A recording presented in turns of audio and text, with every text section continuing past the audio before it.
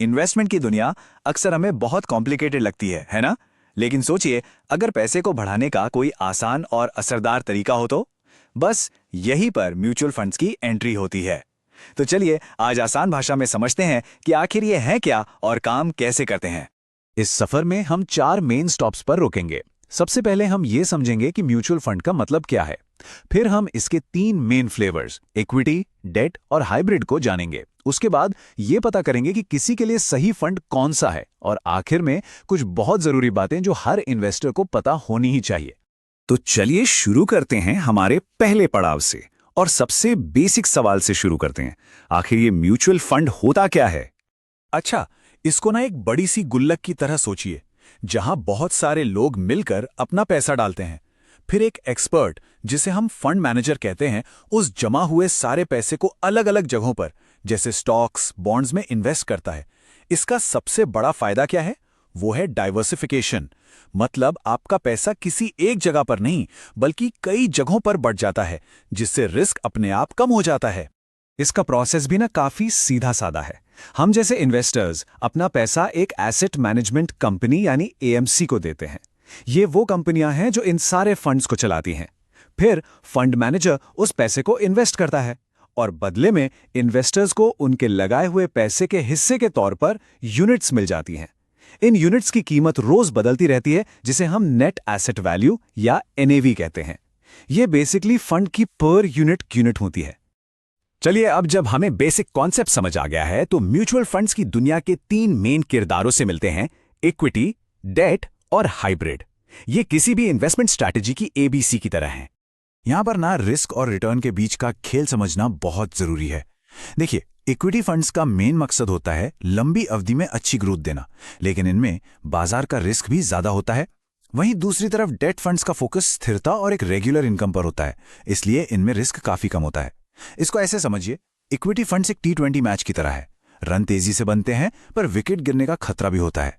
और date funds वो एक टेस्ट मैच की तरह है, धीमे पर मजबूत और स्थिर। लेकिन अगर कोई ऐसा ऑप्शन चाहे जिसमें दोनों की खूबियां हो तो, मतलब ना ज्यादा रिस्क हो और ना ही बिल्कुल सेफ गेम, यहीं पर आते हैं हाइब्रिड फंड्स।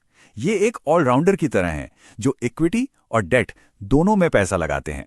इससे ग्रोथ की गुंजाइश भी बनी रहती है और रिस्क भी कंट्रोल में रहता है।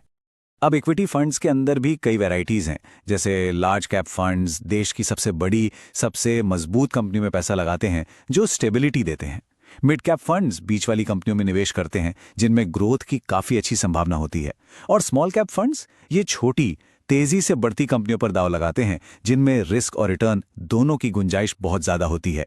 और हाँ, एक ELSS भी है जो एक स्पेशल इक्विटी फंड है और टैक्स बचाने के भी काम आता है। ठीक वैसे ही डेट फंड्स के भी अपने अलग अलग प्रकार हैं।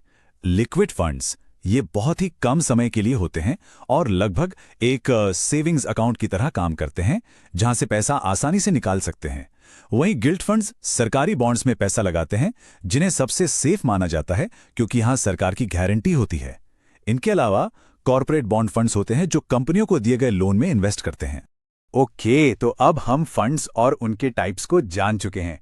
चलिए अब इस बातचीत के सबसे जरूरी हिस्से पर आते हैं कि इनमें से कौन सा फंड किसी के लिए बिल्कुल सही है।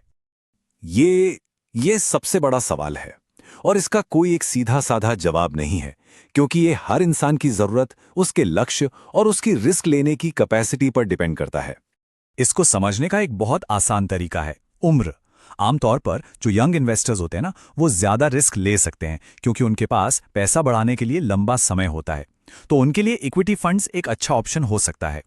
जैसे जैसे उम्र बढ़ती है और रिटायरमेंट करीब आता है, कैपिटल की सेफ्टी ज्यादा जरूरी हो जाती है। ऐसे में डेट फंड्स या फिर कम रिस्क वाले हाइब्रिड फंड्स पर फोकस करना समझदारी होती है। उम्र के अलावा आपके फाइनेंशियल गोल्स भी बहुत मैटर करते हैं। मान लीजिए, अगर किसी को 1-2 साल में कार खरीदनी है तो लिक्विड या शॉर्ट टर्म डेट फंड सही रहेंगे। अगर गोल 3 से 5 साल दूर है, जैसे घर की डाउन पेमेंट, तो हाइब्रिड फंड्स एक अच्छा बैलेंस दे सकते हैं। लेकिन अगर गोल बहुत लंबा है, जैसे रिटायरमेंट या बच्चों की हायर एजुकेशन, तो इक्विटी फंड्स वेल्थ बनाने में सबसे ज्यादा मदद कर सकते हैं। चलिए अब कुछ आखिरी लेकिन बेहद जरूरी बातों पर आते हैं। इसे आप अपनी इन्वेस्टमेंट की उड़ान भरने से पहले की एक प्री फ्लाइट चेकलिस्ट मान सकते हैं। तो सबसे जरूरी बात, इन्वेस्ट करने से पहले ये चेकलिस्ट जरूर देख लें। अपनी रिस्क लेने की क्षमता को समझना, ये तय करना कि कितने टाइम के लिए इन्वेस्ट करना है और अपने गोल्स को बिल्कुल क्लियर रखना, ये सब कामयाबी की चाबी हैं। और हां, फंड का एक्सपेंस रेशियो यानी उसकी मैनेजमेंट फीस, ये भी जरूर चेक करें, क्योंकि ये सीधे सीधे आपके रिटर्न पर असर डालता है। और हाँ, टैक्स, इसको बिल्कुल भी इग्नोर नहीं कर सकते। आपके मुनाफे पर जो टैक्स लगता है वो इस बात पर डिपेंड करता है कि आपने इन्वेस्टमेंट को कितने टाइम तक रखा। अगर इक्विटी फंड्स को 1 साल से कम में बेच दिया तो उसे शॉर्ट टर्म कैपिटल गेन कहते हैं और उस पर टैक्स ज्यादा लगता है। लेकिन अगर 1 साल से ज्यादा रखा तो उसे लॉन्ग टर्म कैपिटल गेन कहते हैं और इस पर टैक्स की दर अक्सर कम होती है। डेट फंड्स के लिए नियम थोड़े अलग हैं, पर फंडा वही है, लंबा टिकने पर टैक्स में फायदा मिलता है। आखिर में इस पूरी बातचीत का सार यही है, सही फंड चुनना जो किसी के गोल्स और रिस्क लेने की क्षमता से मैच करे, वही लंबे समय में वेल्थ बनाने की असली चाबी है। तो अब जब सारी बेसिक बातें क्लियर हैं, तो सोचने वाली बात यह है कि वो पहला फाइनेंशियल गोल कौन सा होगा जिसके लिए ये यात्रा शुरू की जाए। क्या वो एक वेकेशन है, घर की डाउन पेमेंट है, या खुद का एक बेहतर भविष्य? पहला कदम आज ही उठाया जा सकता है।